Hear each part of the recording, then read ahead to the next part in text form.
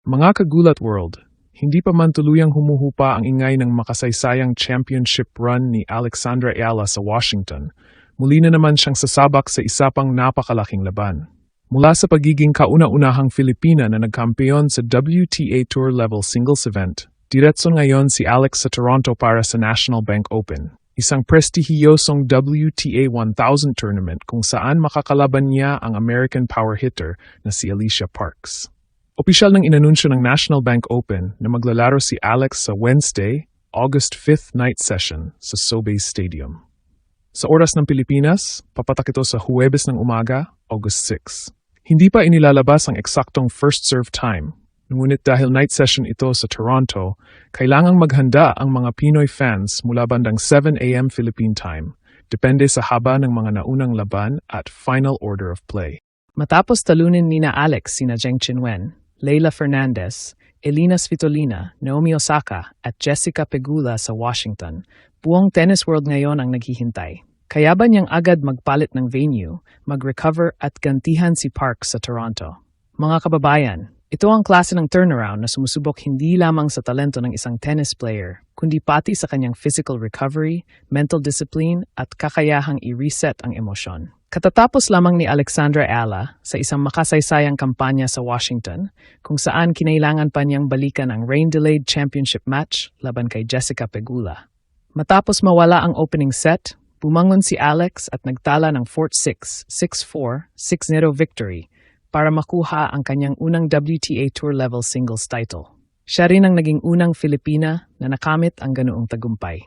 Hindi simpleng championship ang dinaanan ni Alex. Sa isang tournament, nalampasan niya ang sunod-sunod na world-class opponents. Kabilang dito ang Olympic champion na si Zheng Qinwen, defending Washington champion na si Leylah Fernandez, second seed na si Elina Svitolina, four-time Grand Slam champion na si Naomi Osaka, at world number 3 na si Jessica Pegula sa final. Ayon sa Reuters, ang tagumpay na iyon ay nagtulak kay Alex patungo sa projected career high ranking na world number 20. Ngunit halos wala siyang mahabang panahon upang magdiwang. Ang susunod niyang assignment ay nasa Toronto, Canada para sa National Bank Open, isang WTA 1000 event. Dahil seeded si Alex, nakatanggap siya ng first round bye at automatikong umusad sa second round o round of 64. Doon siya naghihintay sa nanalo sa unang round match at lumabas na si Alicia Parks ang kanyang magiging kalaban. Ang pinakamalaking tanong ngayon, gaano karami ang natitirang enerhiya ni Alex? Isipin ninyo ang pinagdaanan niya. Mahabang laban, matitinding emosyon, weather interruption, championship celebration, media obligations, recovery session, biyahe mula Washington patungong Toronto, at pagkatapos ay kailangang bumalik agad sa competitive mode. Hindi sapat na sabihin lamang na mataas ang kumpiyansa niya. Sa ganitong sitwasyon, malaking bahagi ng laban ang kondisyon ng katawan, tulog, hydration at bilis ng adjustment sa bagong court. Gayunman, may isang malaking advantage si Alex, momentum. Sa Washington, kitang-kita ang improvement sa kanyang decision-making. Hindi siya basta nagpapalakas ng tira sa bawat bola. Marunong na siyang magpalit ng direction, maghintay ng tamang pagkakataon at gumamit ng kanyang left-handed serve upang buksan ang court.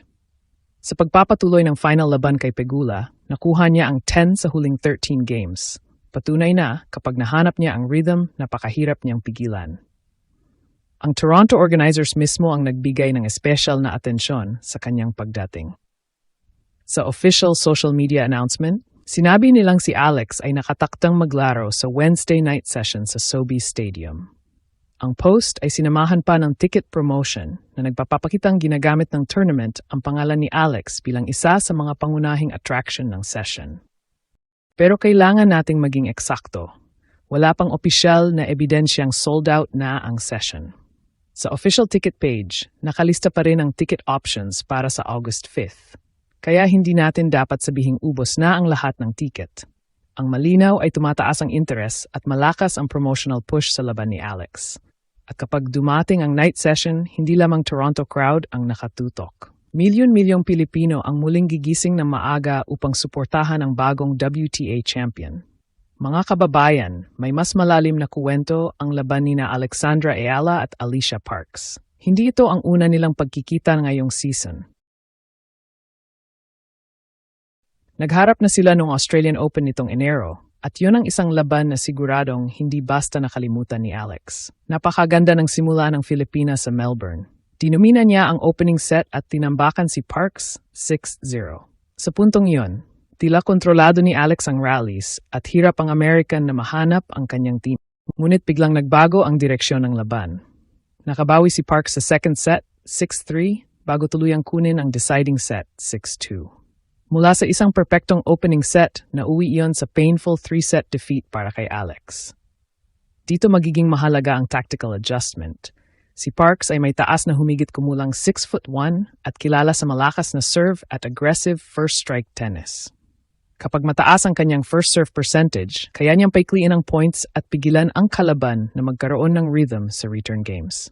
Ang kanyang power ay maaring maging problema, lalo na kapag mabagal ang reaction o pagod ang mga paa ni Alex. Sa kasalukuyang WDTA profile, nakalista si Parks bilang 25th taong gulang at world number 80 bago ang Toronto event. Ngunit iba na rin ang Alexandra Ayala na harap sa kanya ngayon. Ang Alex noong Australian Open ay hindi pa WTA 500 champion. Ang Alex na darating sa Toronto ay isang player na bagong talo kina Osaka, Pegula, Svitolina, Zheng at Fernandez. Napatunayan niyang kaya niyang harapin ang iba't ibang playing styles, mula sa heavy ball at athletic defense hanggang sa aggressive baseline power. Para manalo, kailangang iwasan ni Alex ang mahabang service games. Dapat niyang ilagay ang pressure sa second serve ni Parks, ibaba ang bola sa return, at pilitin ang American na tumira habang gumagalaw. Hindi magandang ideya na makipagsabayan lamang sa pure power. Mas epektibo para kay Alex ang pagbabago ng pace, paggamit ng angles at pag-atake sa open court matapos hilahin si Parks palabas ng kanyang ideal hitting position. Kailangan ding bantayan ni Alex ang emosyon pagkatapos ng championship high. Minsan, ang pinakamahirap na laban ay ang unang match pagkatapos manalo ng malaking titulo. Nariyan ang pagod, media attention at expectation na dapat ipagpatuloy agad ang winning streak.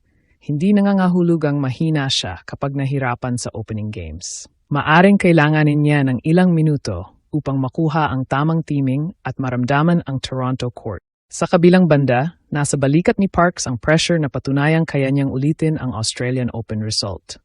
Alam niyang mas kumpiyansa at mas kumpleto na ngayon ang laro ni Alex. At kapag naunang nakakuha ng break ang Filipina, maaring bumalik sa isip ni Parks ang 6-0 opening set na ibinigay sa kanya ni Alex sa Melbourne. Ang prediction natin, magiging mas dikit ito kaysa inaakala ng marami. Kapag sariwa ang katawan ni Alex at maaga niyang mabasa ang serve ni Parks, may malinaw siyang pagkakataong makuha ang laban sa dalawang sets. Ngunit kapag naapektuhan siya ng short turnaround, maaring umabot ito sa deciding set.